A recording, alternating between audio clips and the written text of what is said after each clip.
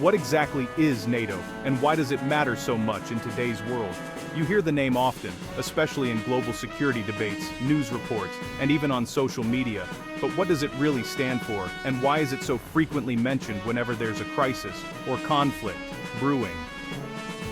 NATO stands for the North Atlantic Treaty Organization, a powerful military alliance where member countries pledge to defend each other. It's a partnership built on trust, shared values, and a commitment to mutual protection.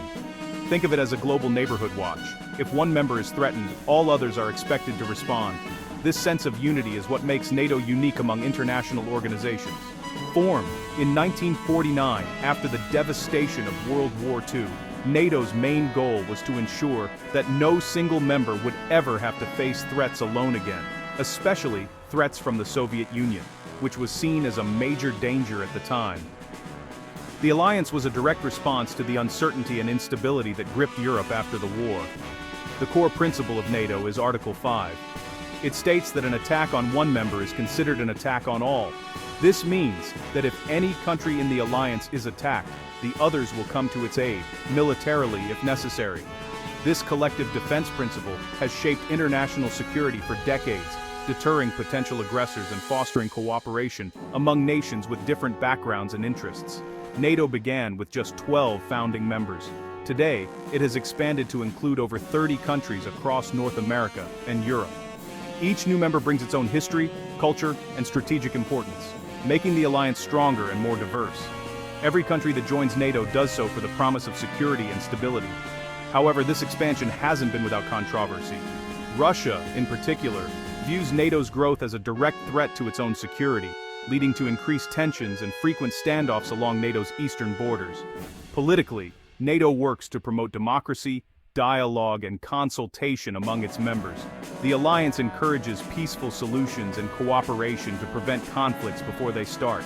Militarily, NATO stands ready to act if diplomacy fails. Its rapid response forces can be deployed quickly to manage crises, provide humanitarian aid, or defend member nations from attack. This dual approach, combining political dialogue with military readiness, defines NATO's unique role on the world stage. It's not just about fighting wars, but about preventing them through strength and unity. Understanding NATO is key to understanding the complex security landscape of Europe today. The alliance's actions and decisions influence global politics, economics, and even the daily lives of millions. NATO is more than just a military pact.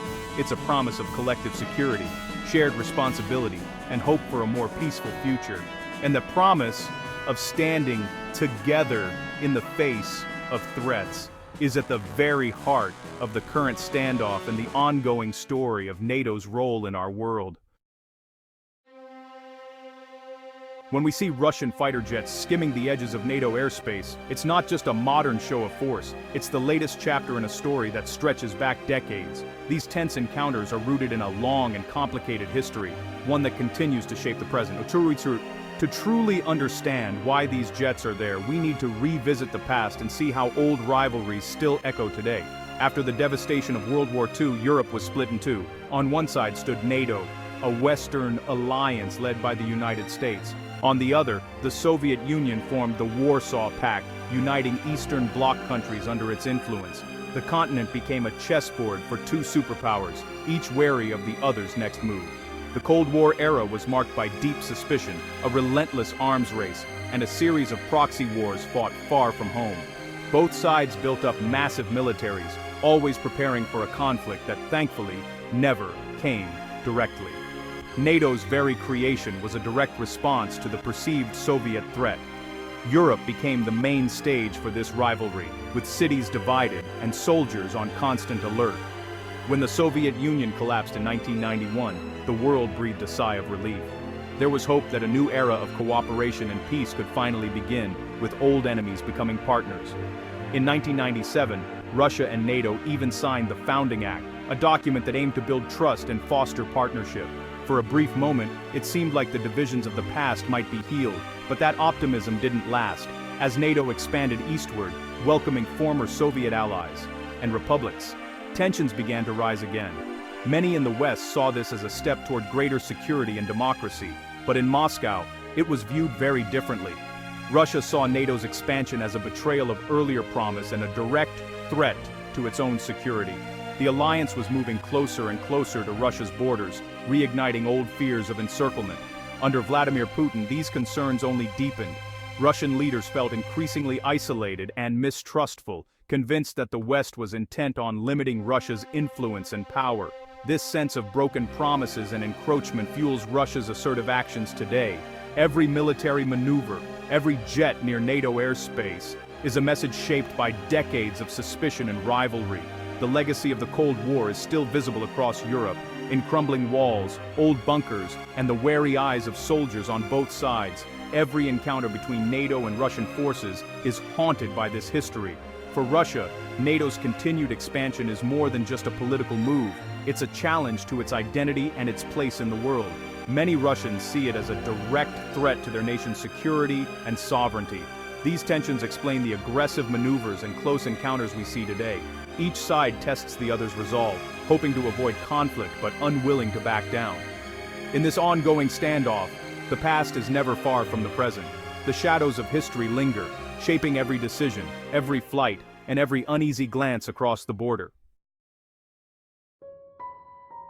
The brief period of cooperation between Russia and NATO, which began with cautious optimism after the end of the Cold War, unraveled far more quickly than many had hoped. In the early 2000s, both sides engaged in dialogue and joint initiatives, but underlying mistrust lingered beneath the surface. The 2008 Russo-Georgian War marked a dramatic turning point. Russia interpreted NATO's growing interest in Georgia and Ukraine as a direct threat to its sphere of influence, seeing it as crossing a red line that could not be ignored. This conflict exposed the deep-seated anxieties on both sides and set the stage for further confrontations. The 2014 annexation of Crimea by Russia shattered any remaining trust between Moscow and the West. The move was seen by NATO as a blatant violation of international law, while Russia justified its actions as protecting its interests and Russian-speaking populations. In response, NATO imposed sweeping sanctions on Russia and suspended nearly all forms of cooperation. The alliance also took steps to reassure and reinforce its eastern members, who now felt more vulnerable than ever. Multinational battle groups were deployed to the Baltic states and Poland, and air policing missions over Eastern Europe increased significantly. These actions were intended to signal NATO's commitment to collective defense and to deter any further aggression. From Moscow's perspective, UN der side, jeden trains, den kaskaste parinam, UN gruvain brustens. Moves only confirmed its fears of encirclement and hostility from the West. Russian officials and state media portrayed NATO's buildup as provocative, fueling a dangerous cycle of action and reaction. Today, both sides regularly conduct large-scale military exercises near each other's borders, with thousands of troops and advanced weaponry on display. These war games serve as both a show of strength and a reminder of the risks of miscalculation. The trust that was painstakingly built after 1991 has all but evaporated, replaced by deep suspicion and a sense of lost opportunity. Diplomatic channels remain open, but meaningful dialogue is rare and often fraught with tension. Incidents of Russian jets buzzing NATO airspace have become increasingly common, serving as both a symptom and a symbol of this renewed rivalry. Each close encounter raises the risk of unintended escalation. The current standoff is a modern echo of the Cold War, with old fears and new realities shaping a tense and uncertain relationship between Russia and NATO. What does it mean when a Russian jet buzzes NATO airspace? It's when Russian military aircraft fly close to, or briefly into, NATO airspace without permission. Serious provocations, not invasions. These incidents are most common over the Baltic and Black Seas, where NATO and Russian territories are close. Russian jets often fly with transponders off, don't file flight plans, and ignore air traffic control, making them invisible and dangerous. NATO responds by scrambling jets to intercept and escort the intruders away. These tense encounters risk miscalculation and escalation. Hundreds of such intercepts happen yearly, especially near NATO's eastern borders. Each incident is a real test of defenses and a reminder of the region's fragility. Why does Russia increase air activity near NATO? Much of it is military training. Pilots practice navigation, formation, and simulated combat, often near NATO borders. But these drills, conducted without communication, turn routine exercises into international flashpoints. Long-range flights by Russian bombers demonstrate reach and readiness, sending a message to NATO. These exercises often coincide with larger military maneuvers, creating a tense environment. NATO's own drills provoke similar Russian responses, fueling a tit-for-tat dynamic. The lack of transparency and constant activity heighten the risk of miscalculation. In this climate, even training flights become acts of brinkmanship. Beyond training, these flights are strategic probes. Russia tests NATO's response times, tactics, and readiness by flying near its airspace. Each intercept provides intelligence on NATO's defenses and procedures. Repeated probing can desensitize NATO, increasing the risk of complacency. It's psychological pressure as much as military. Russia also tests its own new equipment against NATO's systems. Every encounter is a high-stakes game of cat and mouse. These flights are also political messages. Flying bombers near NATO airspace is a show of strength and defiance. Russia times these flights to coincide with major political events, dominating headlines and signaling resolve. Domestically, these actions boost national pride and support for the government. Internationally, they aim to divide NATO, exploiting differences among members. The goal: make confronting Russia seem costly and risky. Fighter jets become tools of statecraft, not just weapons. Airspace buzzing is as much about politics as it is about military power. How does NATO respond to a buzz? At NATO's air operations centers, personnel monitor the skies around the clock.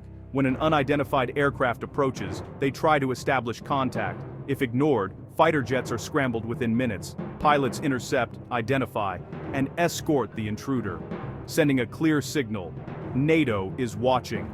Most incidents end with the Russian aircraft turning away. Every intercept is logged and analyzed for intelligence. These encounters are routine, but always treated with utmost seriousness. A single mistake could have catastrophic consequences. Vigilance is constant, the stakes are high. The future remains tense and uncertain. As long as core disagreements persist, these aerial standoffs will continue. The real danger is accidental escalation. A collision or misunderstanding could spiral out of control. Communication channels between militaries are vital to prevent disaster. Transparency and dialogue could help, but political will is lacking. The stability of Europe depends on managing these risks. The peace is fragile, maintained by professionalism and constant vigilance. Fighter jets over Europe are symbols of unresolved conflict. Only political solutions can end this cycle. Until then, the world watches the skies, hoping peace holds.